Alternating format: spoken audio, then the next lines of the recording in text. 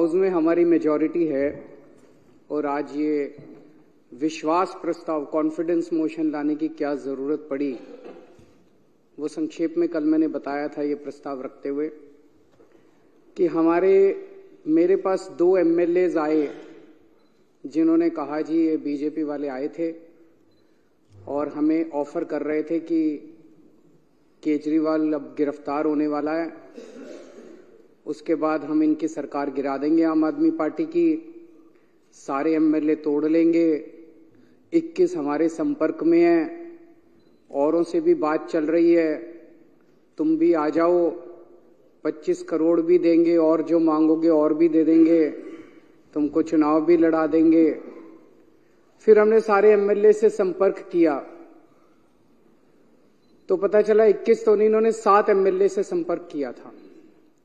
आज उनमें से कई एमएलएज ने इस हाउस के अंदर अपनी अपनी दास्तान सुनाई है और बताया है कि उनको अप्रोच किया गया था।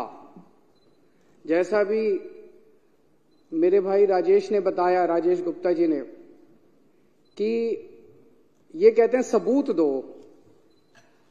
कैसे सबूत दें, किस चीज का सबूत दें? कभी किसी रिश्तेदार के जरिए आ जाते हैं, कभी किसी दोस्त के जरिए आ जाते हैं, आके कहते हैं जी आ जाओ हमारे साथ, अमित शाह से मिलवा देंगे, फलाना कर देंगे। उसकी कोई आदमी कोई टेप रिकॉर्डर जेब में लेके थोड़ी घूमता है कि कोई आएगा और मैं उसको टेप कर लूंगा। किस चीज का सबूत दे? तो मैं एक तो ये कहना चाहता हूं, ये बड़े दिनों से इनको ये लग रहा है कि केजरीवाल को गिरफ्तार कर लेंगे और पार्टी खत्म हो जाएगी। केजरीवाल को तो गिरफ्तार कर लोगे, केजरीवाल की सोच को कैसे गिरफ्तार करोगे?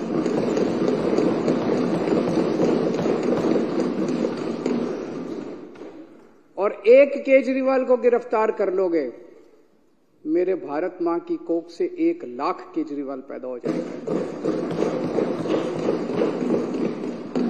आज जिस तरह से इन्होंने आम आदमी पार्टी पे हमला बोला हुआ है, इतने हमारे नेता गिरफ्तार कर लिए, हमारा सारा काम रोकने की कोशिश कर रहे हैं, धमकियां दे रहे हैं, ये कर रहे हैं, वो कर रहे हैं, सब तरफ से, चारों तरफ से हमले ही हमले हमारे ऊपर किए जा रहे हैं।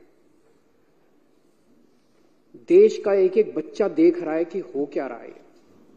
सारे लोग देख रहे हैं, इनको लगता है लोग बेवकूफ हैं, लोग बेवकूफ नहीं है। अब पार्कों के अंदर चर्चा होने लगी है कि यह चल क्या रहा है, तो लोग एक प्रश्न पूछने लगे हैं, क्या मोदी जी केजरीवाल को खत्म करना चाहते हैं? क्या मोदी जी केजरीवाल को क्रश करना चाहते हैं? क्या मोदी जी केजरीवाल को कुचलना चाहते हैं? ये मैं नहीं पूछ रहा, देश का बच्चा बच्चा पूछने लगा है। जिस तरह का अटैक आम आदमी पार्टी के, इतने सारे हमारे नेता गिरफ्तार कर लिए, कभी भारत क्या दुनिया के इतिहास में हमारा नंबर 2 भी अंदर है, नंबर 3 भी अंदर है, नंबर 4 भी अंदर, अब कह रहे नंबर 1 को भी अंदर डालेंगे। तो इस तरह का आक्रमण कभी नहीं देखा गया। तो ये चर्चा चल रही है, ये क्यों हो रहा है? क्योंकि आज पूरे देश के अंदर बीजेपी का सबसे बड़ा चैलेंजर आम आदमी पार्टी है। आज अगर बीजेपी को खतरा है, भविष्य का खतरा है, तो केवल और केवल आम आदमी पार्टी से खतरा है। इसलिए बीजेपी येन केन प्रकारेण जो मर्जी करके आम आदमी पार्टी को कुचलना चाहती है। और आज पूरी जिम्मेदारी के साथ मैं कहना चाहता हूं, इसमें कोई अहंकार नहीं है कि 2024 के अंदर बीजेपी अगर नहीं हारी लोकसभा चुनाव, तो 2029 के अंदर आम आदमी पार्टी इस देश को बीजेपी से मुक्ति दिलाएगी।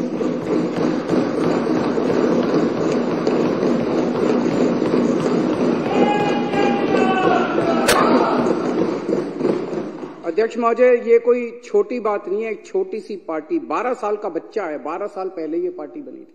एक 12 साल का छोटा सा बच्चा है ये पार्टी। इस 12 साल के बच्चे ने इतने बड़े बड़े पार्टियों को चने चबा दिए।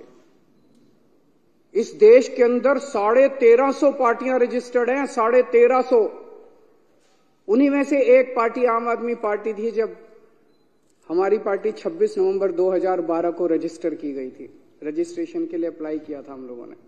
2012 26 नवंबर आम आदमी पार्टी का रजिस्ट्रेशन आज से 12 साल पहले अप्लाई किया गया था। मात्र 10 साल के अंदर आज तीसरी सबसे बड़ी पार्टी बन गई है पूरे देश के अंदर। बीजेपी और कांग्रेस के बाद तीसरी सबसे बड़ी। एक एमएलए बनने के लिए लोगों की चप्पल घिस जाती है, पूरी जिंदगी बीत जाती है एक एमएलए बनने के लिए, काउंसलर बनने के लिए। ये कोई इत्तेफाक नहीं है कि ये पार्टी इतने कम समय के अंदर, आज 2 राज्यों के अंदर हमारी फुल फ्लेजेड सरकार है, बहुमत, भारी बहुमत के साथ, ऐतिहासिक बहुमत के साथ सरकार है। दिल्ली के अंदर 70 में से 67 सीट इतिहास में कभी नहीं आई। पंजाब के अंदर 117 में से 92 सीट पंजाब के इतिहास में कभी नहीं आई। गुजरात के अंदर पहली बार चुनाव लड़े, पहली बार के अंदर हमारे 14% वोट और 5 एमएलए आ गए। गोवा के अंदर पहली बार चुनाव लड़े और गोवा के अंदर हमारे आज 2 एमएलए हैं। ये कोई छोटी बात नहीं है, इतनी छोटी सी पार्टी और इतना बड़ा। और चंडीगढ़ के अंदर तो आपने देखा हमारा मेयर इन्होंने किस तरह से छीन लिया इन लोग। तो ये कोई छोटी बात नहीं है। और मात्र 12 साल के बाद आज नेशनल पार्टी बन गई। तो आज इनको खतरा और डर भविष्य का केवल और केवल आम आदमी पार्टी से है। और ये भी जानते हैं, और फिर मैं दोहरा रहा हूं कि अगर ये 2024 में जीत जाते हैं तो 2029 में बीजेपी को इस देश को बीजेपी से मुक्ति आम आदमी पार्टी दिलाएगी।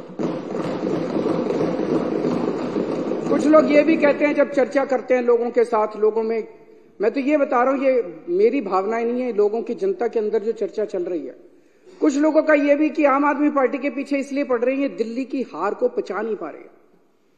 याद करो 2014 में मई के महीने में क्या जबरदस्त बहुमत लेके मोदी जी आए थे, क्या जबरदस्त। उसके बाद हरियाणा जीत गए, महाराष्ट्र जीत गए। एक अश्वमेध यज्ञ का घोड़ा चला था, ऐसे लग रहा था जैसे इस घोड़े को कोई नहीं रोक पाएगा। और फिर जब 2015 में ये घोड़ा दिल्ली पहुंचा तो दिल्ली के 2 करोड़ लोगों ने इसको रोक लिया। और केवल रोका नहीं, 70 में से 67 सीट बीजेपी केवल 3 पे सिमट गई। तो लोगों को क्या कहना है कि तब से इन लोगों ने ठान लिया कि इस पार्टी को तो नहीं छोड़ना, इस पार्टी को तो कुचलना है किसी भी तरह से। और फिर अक्सर देखा गया इस तरह के नई पार्टियां आती हैं, आंदोलन से निकलती हैं, बनती हैं और फिर एक ही चुनाव में खत्म हो जाती हैं। इनको पूरी उम्मीद थी कि एक चुनाव के बाद हम इतना इनको तंग करेंगे। आने के बाद इन्होंने बहुत तंग किया, हमें काम नहीं करने दिया इन लोगों ने। लेकिन 5 साल के बाद इनको उम्मीद थी चलो 2015 तो जीत गए, 2020 में इनकी सरकार नहीं बनने दें। फिर 2020 के अंदर 70 में से 62 सीट, ये 8 सीटों पे से 2019 में इतने भारी 303 सीट लेके लोकसभा के अंदर जीते, लेकिन उसके बाद दिल्ली के अंदर आके हार गए। तो इनको ये दिल्ली की हार पच नहीं रही। इन्होंने हमें रोकने के लिए क्या नहीं किया, सब कुछ किया इन्होंने हमें रोकने के लिए, कोई कसर नहीं छोड़े इन्होंने हमें रोकने के लिए। लेकिन जो हमारा असली चीज था वो ये, इन्होंने हमारे काम, सबसे बड़ी तकलीफ इनको किस बात की है कि जो काम हम लोग कर रहे हैं इनके पास उसका काट नहीं है। जो काम हम लोग कर रहे हैं ये वो काम नहीं कर सकते। हमने क्या क्या काम किए, हमने पिछले पहले हमारी दिल्ली में सरकार थी, पंजाब में सबसे बड़ा काम किया। दिल्ली में और पंजाब में दोनों जगह बिजली फ्री हो गई और बिजली 24 घंटे हो गई। मैं आज बीजेपी को चैलेंज करता हूं, 30 साल से गुजरात के अंदर तुम्हारी सरकार है, 15 साल से मध्य प्रदेश के अंदर तुम्हारी सरकार है, 10 साल से उत्तर प्रदेश के अंदर तुम्हारी सरकार है। एक राज्य के अंदर बिजली फ्री करके दिखा दो, तुम बिजली 24 घंटे करके दिखा दो। एक राज्य के अंदर इतने बड़े बड़े पावर कट लगते हैं, गुजरात के अंदर, मध्य प्रदेश के, पंजाब के अंदर 1 साल में 0 पावर कट हो गया। दिल्ली के अंदर 0 पावर, 24 घंटे बिजली आती है, फ्री बिजली आती है। तुमसे ना 24 घंटे बिजली आती तुम्हारे राज्यों में, ना फ्री बिजली आती। इतनी महंगी बिजली आती है, इतने पैसे लेते हो जनता से। दिल्ली के अंदर हमने और अब पंजाब में कर रहे हैं, शानदार स्कूल बना दिए, सरकारी स्कूलों का काया पलट हो गया। पूरी दुनिया से लोग देखने के लिए आ रहे हैं। पूरी दुनिया के अंदर आज शिक्षा के लिए जाना जाता है दिल्ली को कि स्कूल बड़े अच्छे हो गए, शानदार शिक्षा, हैप्पीनेस करिकुलम। अमेरिका के राष्ट्रपति की बीवी हमारा हैप्पीनेस करिकुलम की क्लास अटेंड करके जाती है। दिल्ली ने देश का नाम पूरी दुनिया के अंदर रोशन किया है। और इनके स्कूलों को उठा के देख लो, गुजरात, मध्य प्रदेश, उत्तर प्रदेश के स्कूलों को उठा के देख लो, क्या हालत बना रखी है। उनके अंदर जानवर घूम रहे हैं, ये टूटी पड़ी हैं, दीवारें टूटी पड़ी है। कितने गरीबों के बच्चों का भविष्य जो है इन्होंने अंधकार में डाला हुआ है। मैं चैलेंज करता हूं बीजेपी को, इतने सारे स्कूल तो छोड़ो, 10 स्कूल तुम अपने गुजरात में, मैं तो इतना घूमा गुजरात में चुनाव पर, एक स्कूल नहीं मिलता था जो इन्होंने ठीक कराओ। 30 साल के अंदर तुमसे एक स्कूल ठीक नहीं हुआ। ये काम तुम नहीं कर सकते, इसलिए इनको तकलीफ है। हमने दिल्ली में अस्पताल इतने बना दिए, सबका इलाज मुफ्त कर दिया, अस्पताल बना दिए, सबका इलाज मुफ्त कर दिया, मोहल्ला क्लिनिक बना दिए जिसमें गली गली के अंदर लोगों को इलाज मिलने लगा। तुम भी कुछ अच्छे, तुम लंबी लकीर तो खींच के दिखाओ यार, तुम कुछ अच्छा काम तो करके दिखाओ। हमने बुजुर्गों के लिए तीर्थ यात्रा कर दी, इतना आशीर्वाद देते हैं, इतना आशीर्वाद देते हैं बुजुर्गों को।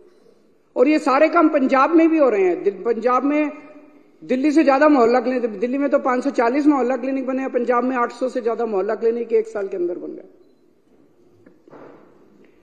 महिलाओं के लिए फ्री बस यात्रा कर दी इन्होंने, इतना विरोध किया, लेकिन सारी महिलाएं तो हमारे साथ ही हैं।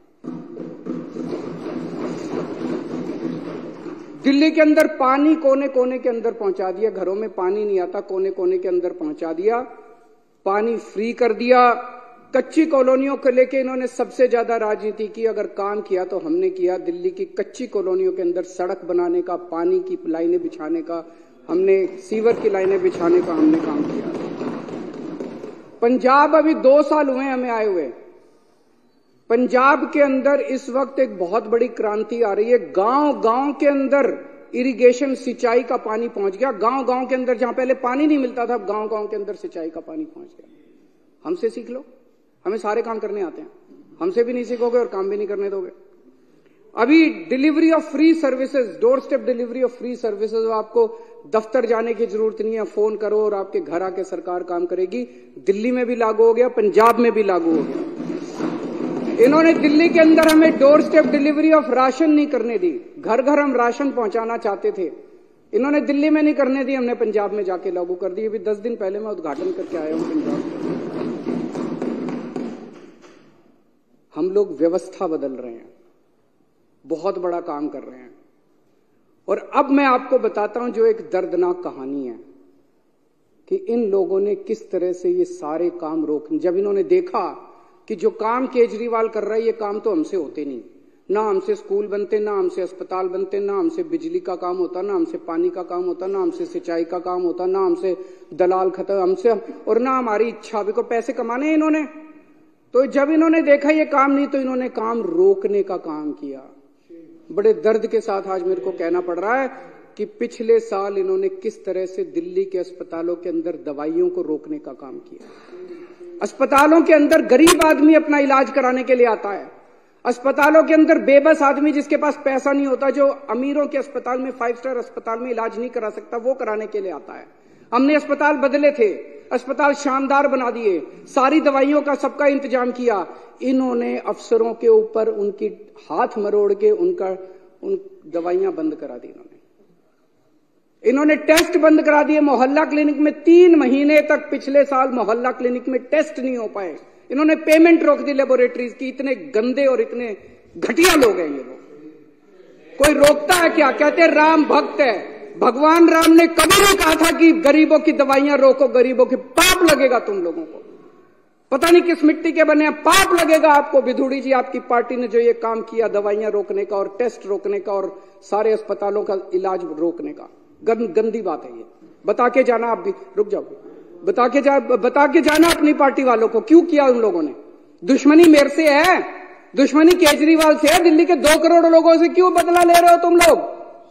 एक वो एमटीएस थे, data entry operator, OPD counter पे जब आप सरकार, बैठ जाओ, मैं सारे जवाब दूं, बैठ जाओ 2 मिनट बैठ जाओ, मैंने डिस्टर्ब नहीं किया था।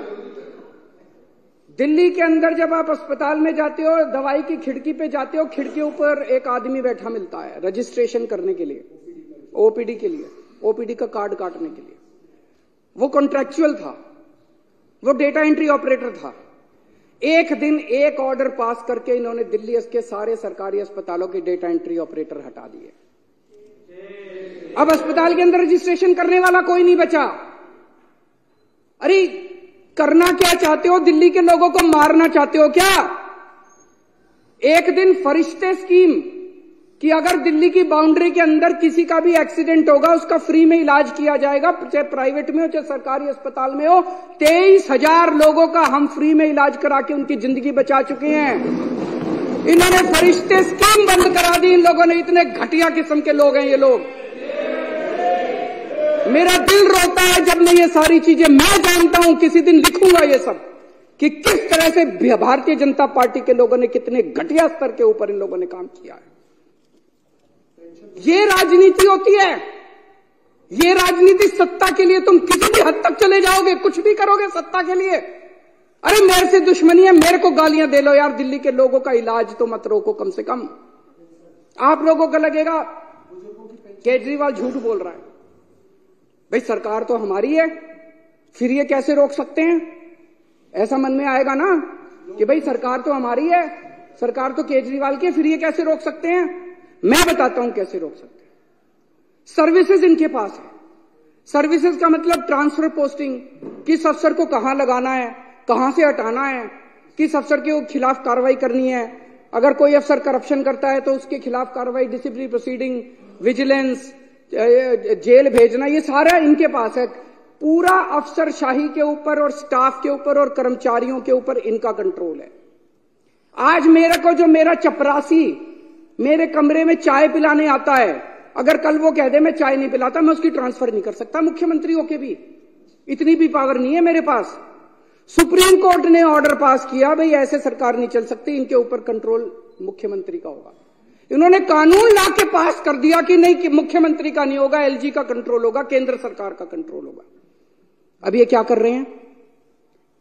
एक एक एक एक आईएएस अफसर को बुला के धमकी दी जा रही है। धमकी क्या दी जा रही है कि अगर तुमने इस सरकार का एक भी काम किया, किसी भी मंत्री का एक भी काम किया, तुमको जेल भेज देंगे, तुमको सस्पेंड कर देंगे, तुम्हारे ऊपर झूठा केस बना देंगे।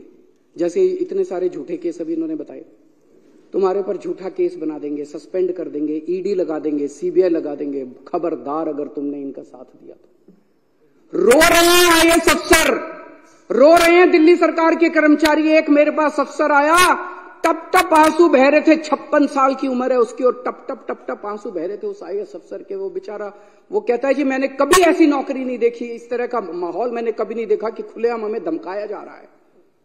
दिल्ली के अंदर, पूरी दिल्ली के अंदर पानी का संकट इन्होंने और सीवर का संकट पैदा कर रखा है। कैसे? आप लोगों ने इस पूरी विधानसभा ने बैठ के बजट पास किया पिछले साल। आपने कहा भाई 5,000 करोड़ रुपए बजट होगा दिल्ली जल बोर्ड का। वो सारा पैसा लेके बैठ गए ये लोग। फाइनेंस डिपार्टमेंट पैसा नहीं दे रहा जल बोर्ड का। 6 महीने से पैसा नहीं मिला जल बोर्ड को। जल बोर्ड चलेगा कैसे? छोटे मोटे रिपेयर का पैसा भी नहीं मिला जल बोर्ड के पास रिपेयर का पैसा भी नहीं बचा। छोटा मोटा धमकी दी जा रही है कि फाइनेंस डिपार्टमेंट के प्रिंसिपल सेक्रेटरी को धमकी दी जा रही है, खबरदार अगर तूने पैसा दिया। दिल्ली को ये बर्बाद करना चाहते हैं। चारों तरफ सीवर बहने लग गया, पानी का संकट हो रहा है।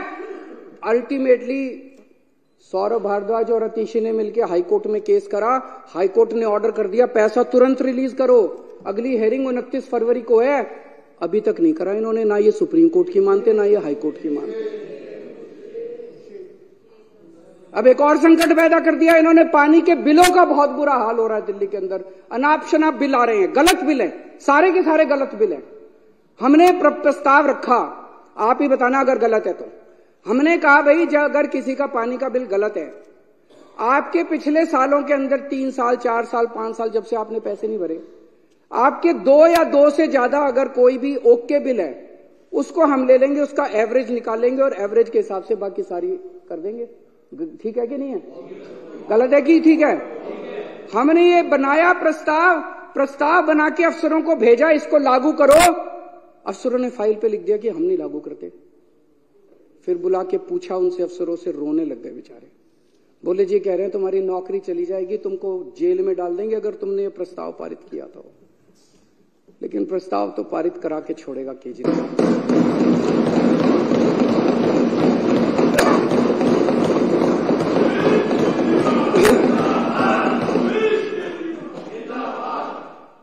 देखते हैं कि बाजुए कातिल, क्या है वो?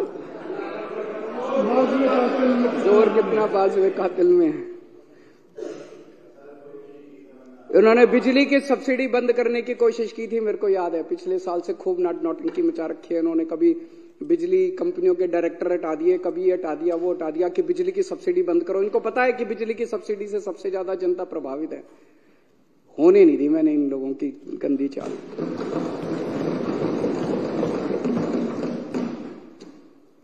हम बहुत छोटे लोग हैं और हम यहाँ पे देखो तो पता नहीं मुश्किल से 2-4 ही होंगे जो कि पॉलिटिकल बैकग्राउंड से हैं। बाकी तो सारी एक तरह से गलियों में घुमा करते थे हम सारे। हमारी क्या औकात थी? हैं? हाँ, क्या औकात थी हम लोगों की? लेकिन कुछ तो ऊपर वाला चाह रहा है, कुछ तो हमसे करवाना चाह रहा है। मतलब एक सुंदर नगरी की झुग्गियों के अंदर मैं यूं ही घुमा करता था, कोई नहीं पूछता था। परिवर्तन नाम की एनजीओ चलाया करता था, आप लोग भी अपनी अपनी जिंदगी चला रहे थे। अचानक वहां से उठा के लोगों का पता नहीं क्या प्यार था, क्या किस्मत थी, ऊपर वाला हमसे क्या कराना चाह रहा है, यहां पहुंचा दिया हम लोगों को। और अब इतने बड़े बड़े षड्यंत्र हमारे खिलाफ चल रहे हैं, इतने बड़े बड़े षड्यंत्र, और हम भी डटे हुए हैं। कुछ कर नहीं पा रहे ये लोग। क्यों? करोड़ों लोगों की दुआएं हमारे साथ। 18 लाख बच्चे सरकारी स्कूलों में पढ़ते हैं। उन बच्चों के माँ बाप से पूछ के देखो, इतनी दुआएं देते हैं हम लोगों को। उनके बच्चों का भविष्य बना दिया हम लोगों ने। उसमें बीजेपी वालों के भी हैं, कांग्रेस। हमने कभी राजनीति नहीं की। हमने ये नहीं कहा कि आम आदमी पार्टी वालों के बच्चों को एडमिशन देगी, बीजेपी वाले। सारे आओ, सारे हमारे बच्चे हैं, चाहे बीजेपी वालों के चाहे कांग्रेस। बच्चे पढ़ जाएं। उन बच्चों के माँ बाप का आशीर्वाद हमारे साथ है। लाखों करोड़ों लोगों का मुफ्त में इलाज हुआ अस्पतालों के अंदर, मोहल्ला क्लिनिक के अंदर। उनकी दुआएं हमारे साथ है। और जिन जिन को तकलीफ हुई दवाइयां और ये रोकने की, उनकी बद्दुआएं इन लोगों के साथ है। उनकी बद्दुआएं इन लोगों के साथ है। बद्दुआएं छोड़ेंगी नहीं आप लोगों का पीछा, देख लेना। फरिश्ते के अंदर जो इतने सारे लोगों का इलाज कराया, उनकी दुआएं हमारे साथ है, उनका आशीर्वाद हमारे साथ है। इस आशीर्वाद को कैसे रोक पाओगे तुम लोग? केजरीवाल को तो गिरफ्तार करोगे, लोगों की दुआओं को कैसे गिरफ्तार करोगे तुम लोग?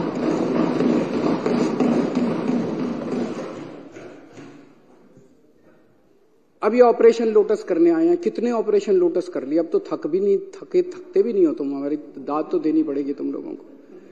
हमें क्यों नहीं तोड़ पा रहे ये लोग? हमें क्यों नहीं खरीद पा रहे? क्योंकि हमने कोई गलत काम नहीं किया। दूसरे स्टेट्स के अंदर दूसरे नेताओं, जो आपने इतने सारे नाम लिए, फलाना ये फलाना वो, उन लोगों ने गलत काम किए थे। वो गलत काम किए थे, इसलिए उनको बीजेपी का संरक्षण चाहिए था, इसीलिए वो अपनी पार्टी छोड़ के इनके साथ चले गए। तो एक फॉर्मूला जान लो, अगर कोई व्यक्ति बीजेपी के दबाव में आके बीजेपी में चला जाए, वो चोर है।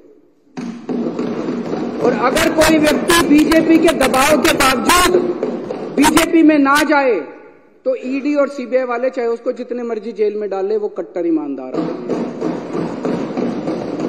मनीष सिसोदिया पे इन्होंने कितना दबाव डाला। खुलेआम में मनीष सिसोदिया को बोले केजरीवाल की पार्टी छोड़ दे, केजरीवाल की सरकार गिरा के तेरे को मुख्यमंत्री बना देंगे। पर मनीष सिसोदिया हेमंत बिश्व शर्मा तो नहीं है, उसने कोई चोरी तो नहीं कर रखी। वो बोला मेरे को मुख्यमंत्री भी नहीं बनना और मैंने कोई गलत काम नहीं किया। तुम 1 2 साल 3 साल रख लोगे, अल्टीमेटली तो मैंने बाहर आना ही आना है। मैंने कोई गलत काम नहीं किया, मैं क्यों टूटूंगा? आप सब लोगों को, इतने सारे लोगों को इन्होंने अप्रोच किया। मैं सलाम करता हूं आप लोगों को कि क्या गजब के लोग हो आप लोग। टूटे नहीं, आप टूटे नहीं। आप ही मेरी ताकत हो। दिल्ली के 2 करोड़ लोग और दिल्ली के जो आप 61 विधायक हो, आप सब लोग मेरी ताकत हो, जिसकी वजह से आज मैं इन लोगों का मुकाबला कर पा रहा हूं। अगर आप में से कई लोग टूट जाते, मेरी भी सरकार गिर जाती। पर आप लोग नहीं टूटे, आप लोग मेरी ताकत हो। सबको कहते हैं बीजेपी ज्वाइन कर लो, बीजेपी ज्वाइन कर लो, और इन्होंने हमें बदनाम करने में कोई कसर नहीं छोड़ी। अभी इतनी बड़ी लिस्ट बताई इन्होंने कि डीटीसी में भी स्कैम हो गया, क्लासरूम में भी स्कैम हो गया, क्या क्या था, पानी में भी स्कैम हो गया, बिजली में भी स्कैम हो गया, राशन में भी स्कैम हो गया, किसी कोई बटन था, बटन में भी स्कैम हो गया, फलाने में भी स्कैम हो गया। मैं एक चीज जानना चाहता हूं, जितने पूरे देश में आज तक एमएलए खरीदे हैं तुम लोगों ने, कितना पैसा खर्च किया उसमें? और वो पैसा कहां से आया यही बता दो तुम लोग। बस ईमानदारी से इस देश को बता दो कि कर्नाटक में एमएलए खरीदे, मध्य प्रदेश में एमएलए खरीदे, गोवा में एमएलए खरीदे, इधर एमएलए खरीदे, उधर एमएलए। इतना पैसा कहां से लाते हो यार तुम लोग? ये तो खुलेआम है। जब इन लोगों को 25-25 करोड़ दे रहे थे, पता नहीं है मार्केट रेट भी है, मार्केट रेट क्या चल रहा है मेरे को तो पता नहीं। मध्य प्रदेश में क्या रेट चल रहा है, कर्नाटक में क्या रेट चल रहा है। तो ये पैसा कहां से आता है? ये पैसा कहां से आ रहा है? तुम हमारे बटन में स्कैम ढूंढ रहे हो। 12 रुपए का बटन है, बटन में तुम स्कैम ढूंढ रहे हो। अरे तुम्हारे करोड़ों रुपए एक एक एमएलए पे 50-50 करोड़ रुपए खर्च कर दिए। ये पैसा कहां से आ रहा है? ये तो बता दो इस देश के लोगों को। इन्होंने पहले मेरे ऊपर कई 2-3 साल ऐसे थे जिसमें इन्होंने मेरे ऊपर जहां जाता था इंक फेंकते थे। खूब मैंने जिल्लत बर्दाश्त करी है, इंसल्ट बर्दाश्त करी है। फिर 2-3 साल पे इन्होंने कभी कोई अटैक, कभी थप्पड़ मारते थे, कभी मिर्च डाली। एक बार इन्होंने मेरे दफ्तर के अंदर घुस के इन्होंने जूते मारे मेरे को। अब कह रहे हैं गिरफ्तार करेंगे इनको। मैं जैसे मैं कह रहे थे, आपको क्या लगता है गिरफ्तार करने से सरकार गिर जाएगी, ये सारे टूट जाएंगे? ऐसे ही टूट जाएंगे। कर लो गिरफ्तार, वो भी करके देख लो। अभी तक तो सब कुछ करके देख लिया, काम रोक के देख लिए, शुंगलू कमीशन बिठा लिया, कानून बदल लिए, सारा कुछ करके देख लिया। एक तुम्हारा यही सपना बचा है केजरीवाल को गिरफ्तार करके, ये भी पूरा करके देख।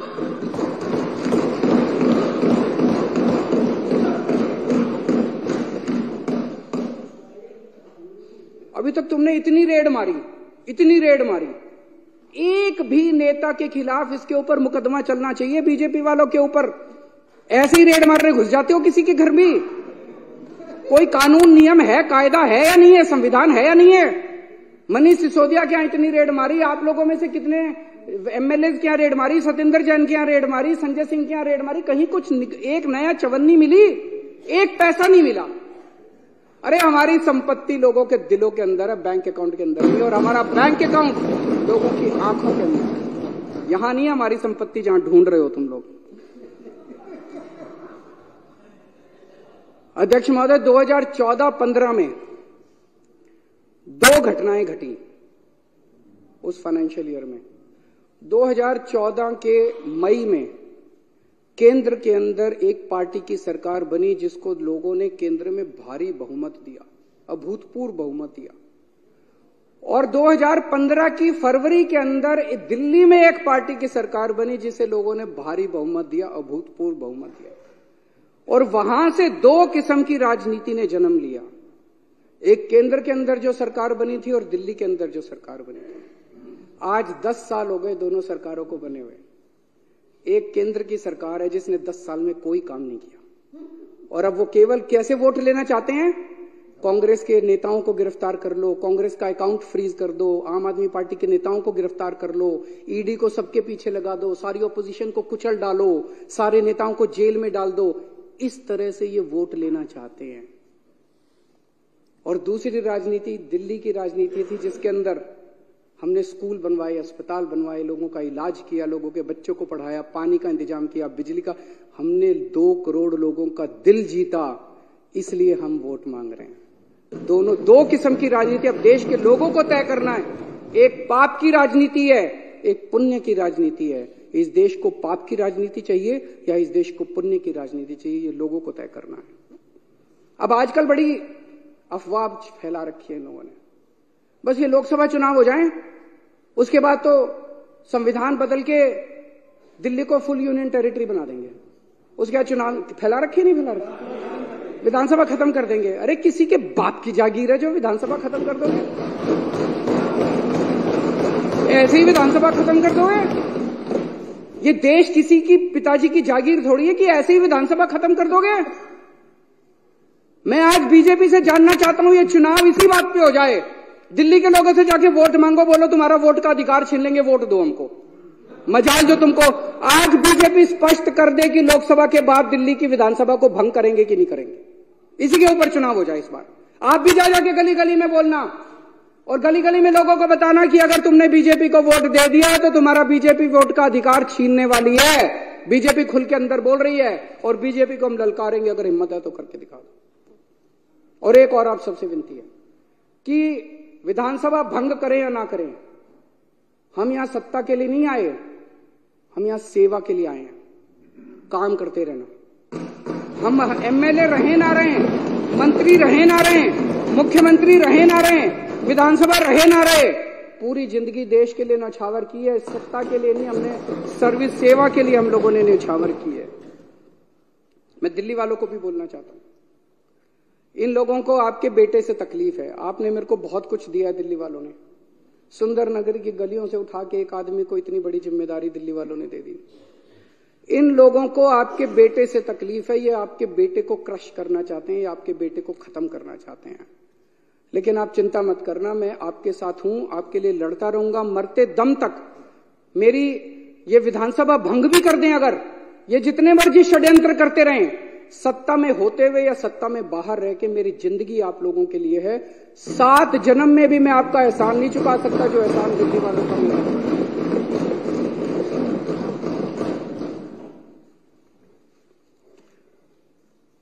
बीजेपी वाले राजनीति में सत्ता के लिए आए हैं, उनके लिए ये सत्ता की लड़ाई है, हमारे लिए ये सेवा की लड़ाई है। ये खूब षड्यंत्र रचेंगे, ये बार बार सत्ता को इस्तेमाल करके हमें कुचलने की कोशिश करेंगे। हम लोगों के आशीर्वाद से बार बार उठ के खड़े हो जाएंगे, फिर उठ के खड़े हो जाएंगे। जितनी बार ये कुचलने की कोशिश करेंगे, हम फिर उठ के खड़े हो जाएंगे। तुम्हारी मक्कारी के चक्रव्यूह से बाहर निकलने के लिए हमारे पास एक नहीं 100 अभिमन्यु इस पार्टी के अंदर हैं। आप जितने चक्रव्यूह रचोगे उससे ज्यादा भेद के हम बाहर निकल आएंगे। अध्यक्ष महोदय, इस जो प्रपोजल मैंने कल रखा था उसका मैं पूरी तरह से समर्थन करता हूं और मैंने पूरे अच्छे तरीके से बताया कि इसको लाने की क्या जरूरत पड़ी। मैं थोड़े से नंबर बता देता हूं कि एक भी आदमी हमारा नहीं टूटा। हमारे टोटल 62 एमएलए हैं, अभी यहां पे विधानसभा में 54 मौजूद हैं, 2 बीमार हैं, 3 आउट ऑफ स्टेशन हैं, 2 जेल में हैं, सतिंदर जैन और मनीष सिसोदिया, और एक की यहां शादी है। 54 यहां मौजूद हैं।